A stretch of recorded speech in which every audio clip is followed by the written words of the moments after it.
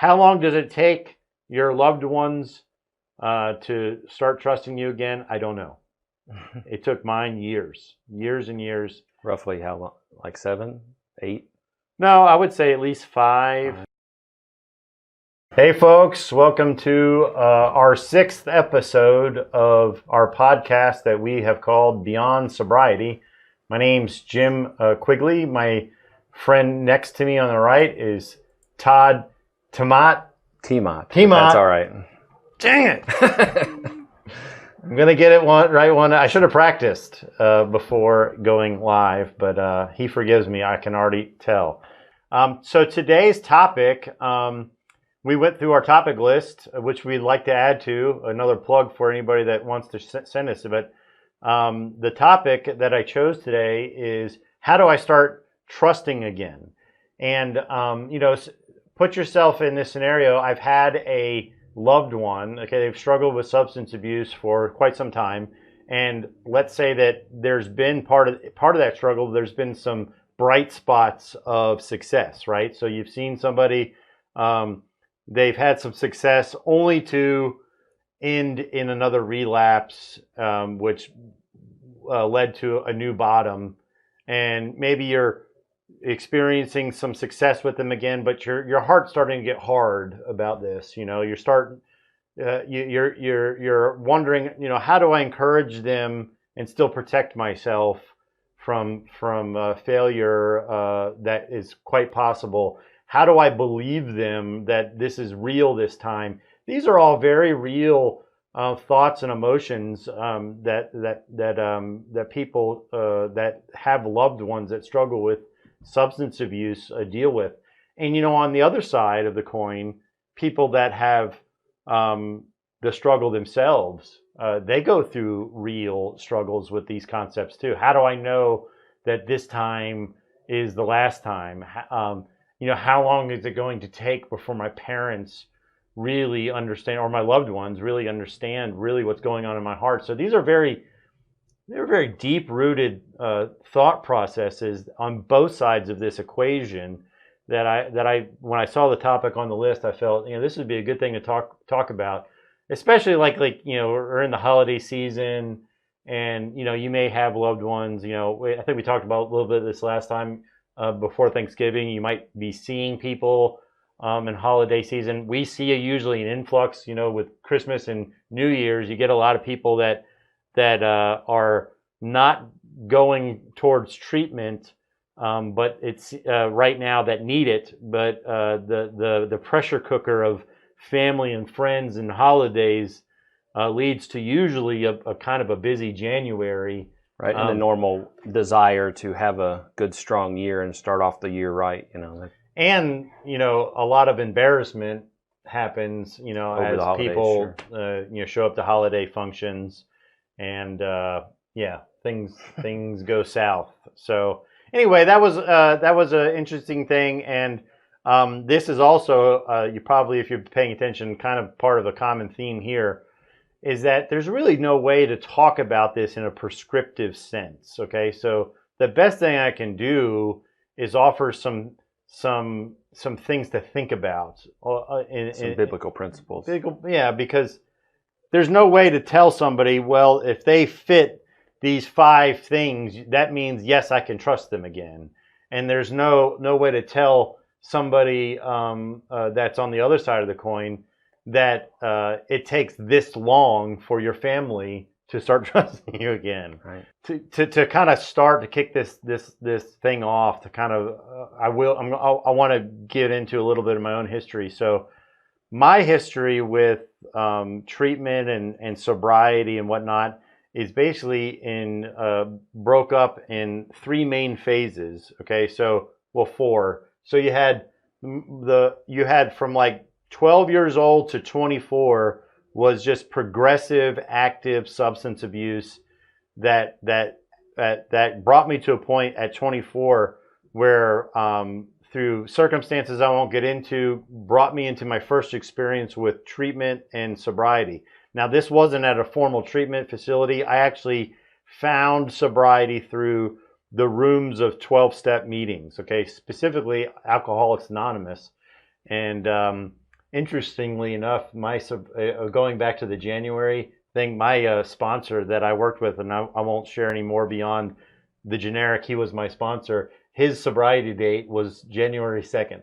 So, Yeah. and I always remember that about him. And he was a good man and helped me out a lot. But anyway, I had a stint in sobriety that lasted 6 years, from 24 to 30. And in that time, I went to college to become a pastor and actually completed college and whatnot. So without getting into details, at 30 years old, graduating from school, I relapsed. I relapsed very hard and very significantly, and I stayed in that relapse for 5 years. Now, in that relapse, this is where the multiple programs, the multiple attempts of trying to get back to what I had at once had, and so there was a lot of family wanting to be encouraging about me trying, and a lot of disappointment, and that ended up in me coming to Freedom Farm at 35 years old, and now it's been almost 9 years since I have had any kind of mood or mind-altering substance flowing through my bloodstream. So there was a lot of this with my own family, and a lot of this personally. I was terrified of consistent sobriety because I had it before, and it had lasted for a significant period of time. I mean, 6 years from IV drug use to 6 years of sobriety, and a lot of success. I mean, I was a high school dropout, and I got a college degree. I mean, that was really significant, and to fall from that, and to, even when I started in this last 9 years, get some success, there was always this gnawing feeling in the back of your mind that the other shoe was going to drop eventually. Right. Not that I had anything but this gnawing feeling in the back of my head that it was going to happen. So, one thing I could tell you is that for me personally, I actually traced that back to a lot of fears that I was having because of information that I was taught during my first 6 years, that I know that it comes from a good motivation to try to encourage people. What I mean is, you get a lot of things like in 12-step meetings, they will tell you that meeting makers make it. So what is the opposite of that? People that don't make meetings don't make it, right? And there was this almost insistency that you had to do 12 steps in order to be sober. And I'm not saying that is fundamentally within the literature of, this is all kind of, I think, added stuff to the communities there. And that stuff really stuck in the back of my head and kind of gave me a fear, because I was not doing 12-step meetings and I was not working the 12 steps. So I had this thing. So that's where a lot of my personal fear came from. I had a lot of that personally. And then there was also the hesitancy that was very palatable from my family, that I think it had all the rights to keep me at arm's length. So two of those things working together, not that my family was being discouraging, but you can feel it when you're talking to your family that they're always guarded. They're always guarded, right? Yeah. So I had to learn how to deal with that guarding of my family, and I also had to learn how to deal with my thought processes of things that I had learned with the past. And ultimately, that's to my first big point. Okay, my first big point in both areas. Okay, with the person on the side of the coin of having the problem with substance abuse, and the person that has a loved one with substance abuse, you can't put your confidence, faith, and trust in the circumstances. As believers, our faith and trust goes in the Lord, and that He overrules all those circumstances. So we could have a desire to see somebody absolutely live their life a certain way. And what happens is, when you start putting your expectations that I will be confident in this person, right? Like my son or daughter or brother or sister that struggles with, as long as their life looks this way, I will be confident that they're heading in the direction God is leading them in. Well, that ultimately puts your expectations above God's will. Does that make sense? Put your will over their lives instead of God's will. Right.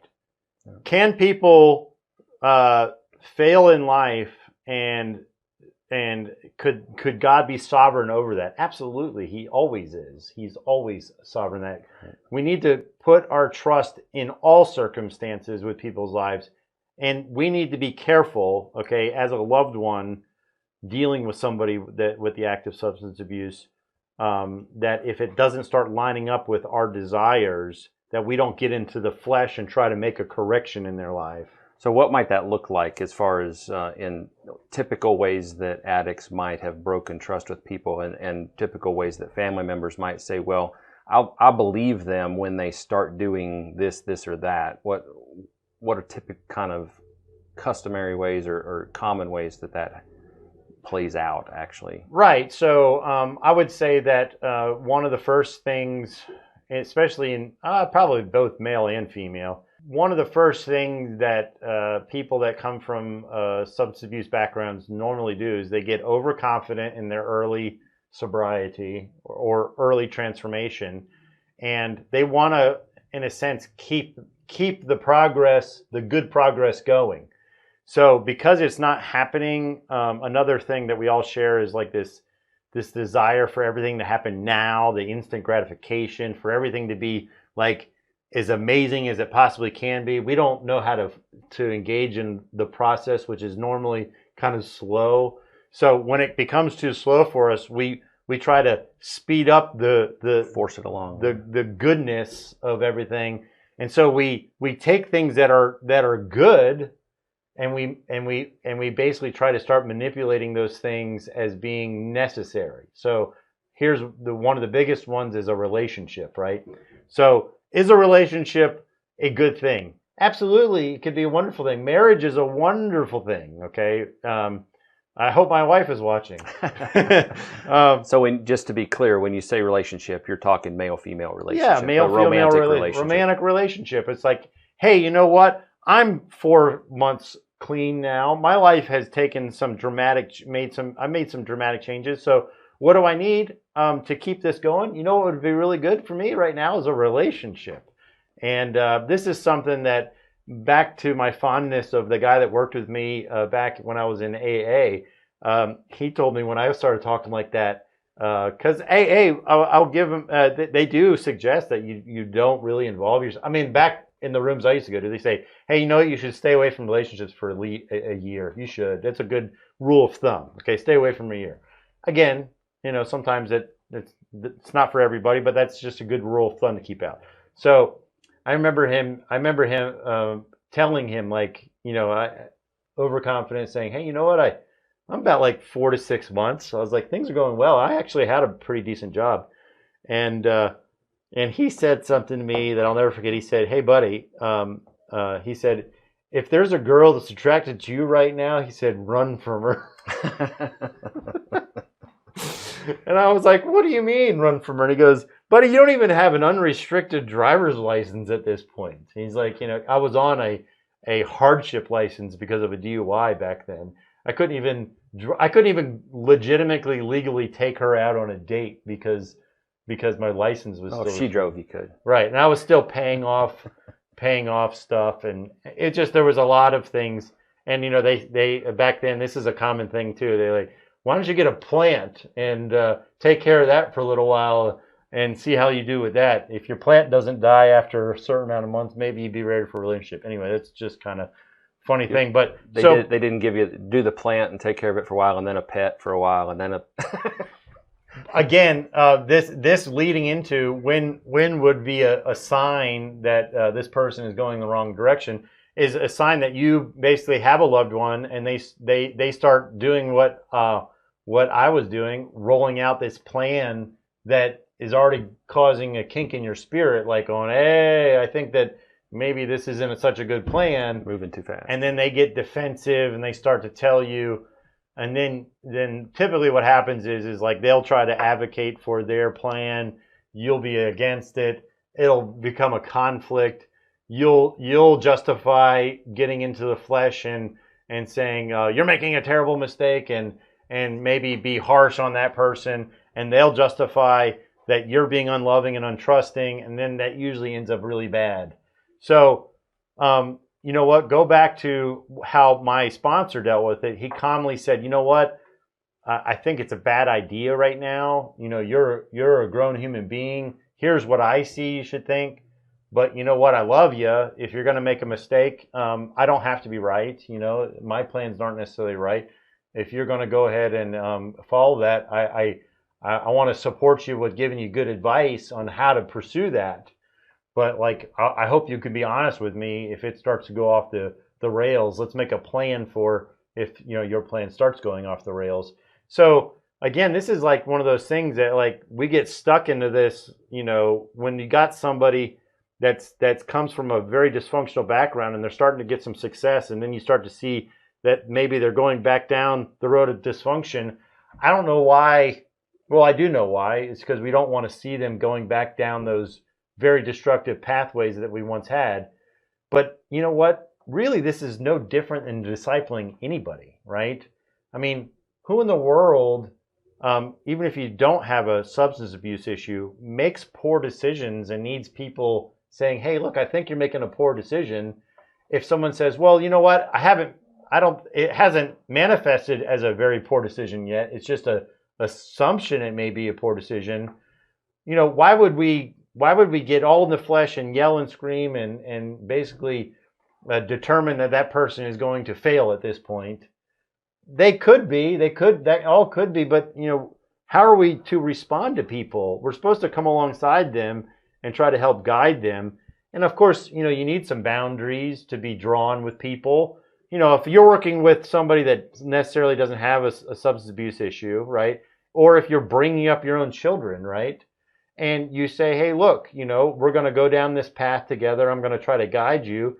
But obviously at some point, if they have broke a boundary, then there's a consequence. And, you got to figure out what those things are. And I don't think that those things become different if you're dealing with somebody that has a substance abuse issue, right, as just regular discipleship with somebody. And if I might, for those that, if you've got somebody that's in a loved one that that is in this time after they're sober, and you're kind of concerned about them going down that path, I would refer you and you think that they might be going into a relapse. We did a show a couple shows ago specifically about not letting a lapse become a relapse. And so you might take a look at that, and there's some resources in there that might help you with that as well.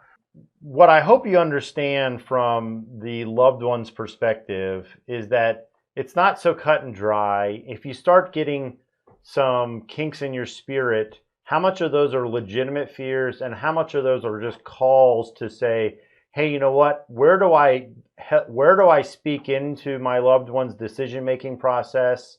Where is my boundary when I feel that they're going to basically go down that path that I can't support anymore? But how far can I support a decision, even if it's something I think is a bad idea at the point, And where is my trust in God in all of that situation, Right. Can you maybe give some kind of biblical principles on how to handle that situation? Maybe some scriptures they could go to, or maybe just some more general. Yeah. Go and look at how Jesus discipled the disciples, okay? Those guys screwed up and went down paths that were terrible, okay? I mean, he literally told them the mistakes they were going to make, and they made them. And what was his response? One of the most beautiful pictures is that when they were all in that room, he said, "You know what? This is how you lead people, right?" He took off his garments, he got a bowl of water, and he washed their feet. Right, at the Last Supper, yeah. And even during that process, Peter screwed up. If you go back and read that. He said, "No, you're not going to wash my feet." Right. Like, "Oh, look, I'm trying to teach you something, Peter." And he finally did. And I think Peter finally learned that lesson after some more failure, if you go and read it. But just look, Jesus really shows us that, hey, look, we really need to understand that human beings need to need to make their mistakes and learn from them, and we need to be there to walk with them. But if we see somebody making a mistake, in our opinion, or we're assuming they're making a mistake, but they haven't made it yet, sometimes we need to give them the room to make it, as scary as that may be. And we need to protect ourselves from getting in the flesh, from trying to keep somebody from making it. Because that's usually how the problem ensues, is that we get such fear that our loved one is going to go back into this world of deep, dark addiction, that before they even get that close, we see some trouble on the horizon, and we kind of unload in the flesh on them, and then we kind of just detach ourselves from being able to guide them along the way. Which, if you hadn't done that, you could have possibly walked even closer with them and then helped guide them back. I hope that makes sense. Yeah, it does. And one of the things that I was thinking too is, as you're talking about kind of biblical principles of how to handle wayward children or wayward loved ones, look at how God handled the Israelites in, say, Exodus and in Deuteronomy and in Joshua. Just kind of, they just stiff-necked people. He just kept providing for them and bringing them out of one situation after another. They just kept getting into. I mean, what popped into my head now is just, they made the idol of the golden calf at the foot of the mountain when Moses was up there getting the 10 commandments. 12 commandments. Or from Mel Brooks movie, 15. Yeah, right. 10 commandments. Anyway.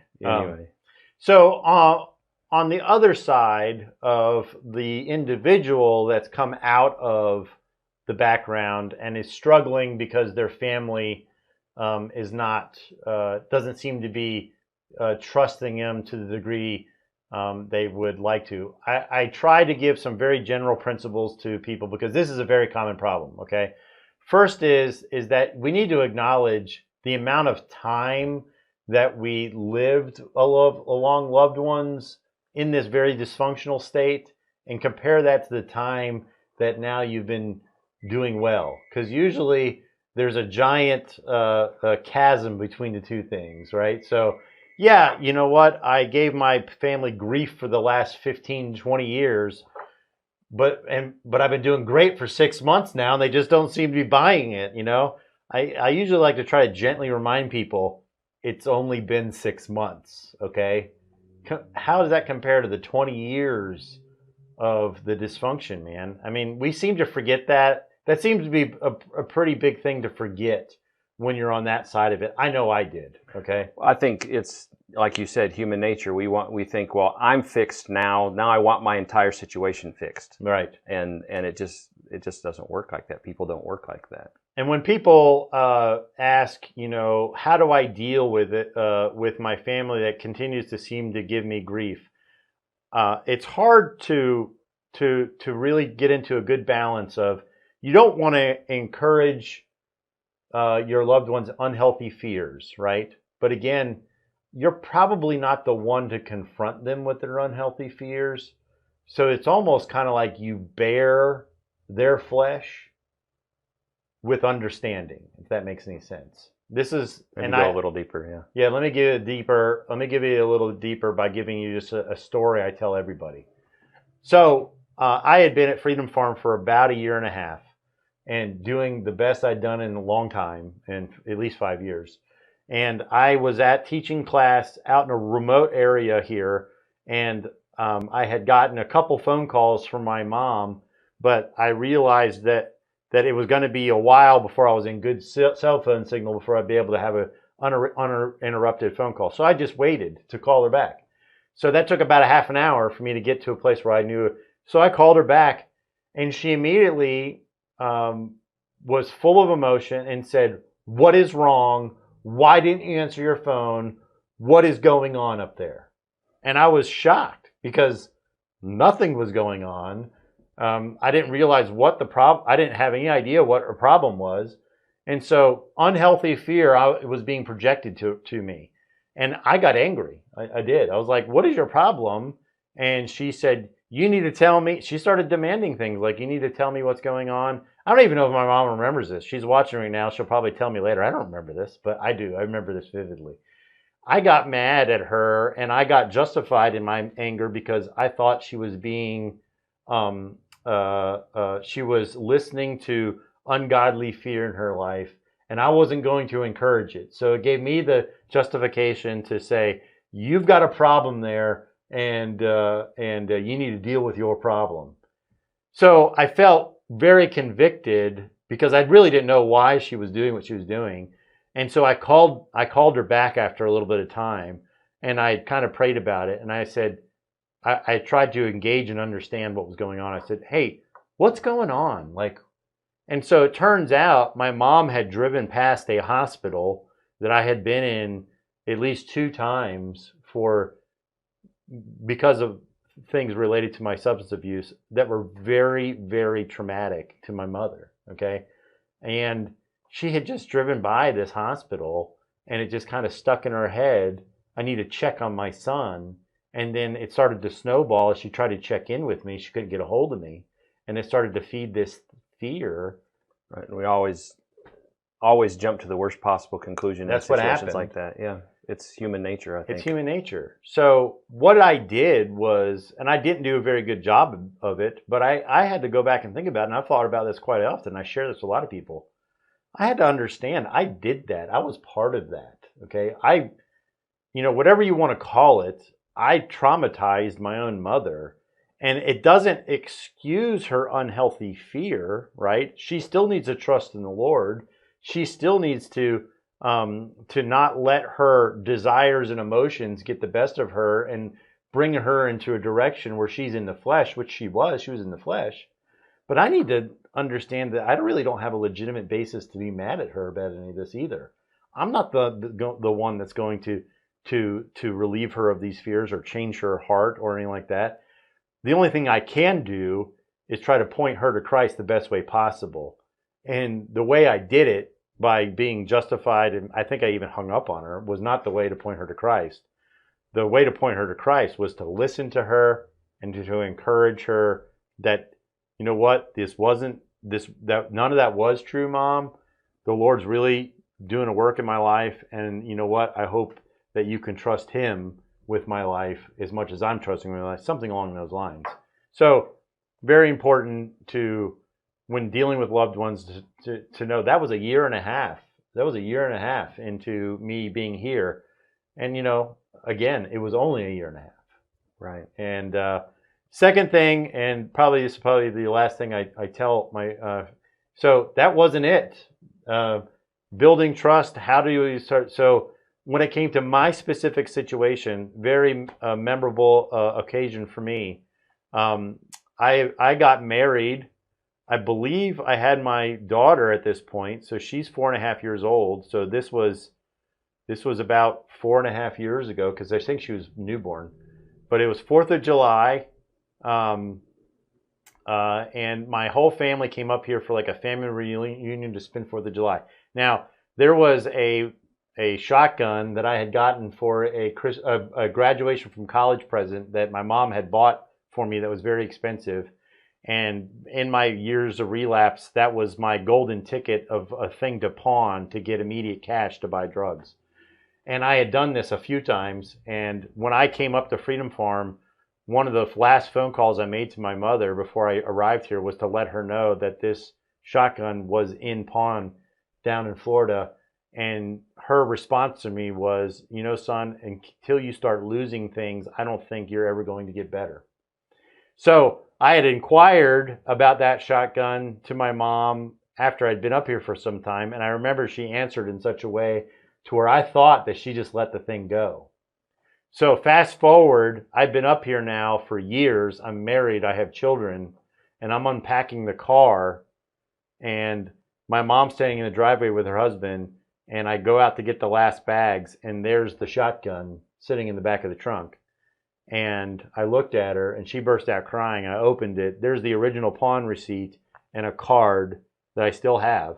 And she wrote basically in the card that it took this long for her to feel comfortable giving me that shotgun back, because it just always brought her this fear that I would use it for the purposes I used it for before, which was hurting me, and she didn't feel comfortable giving it back to me until then. So, how long does it take your loved ones to start trusting you again? I don't know. It took mine years and years. Roughly how long? Like 7, 8?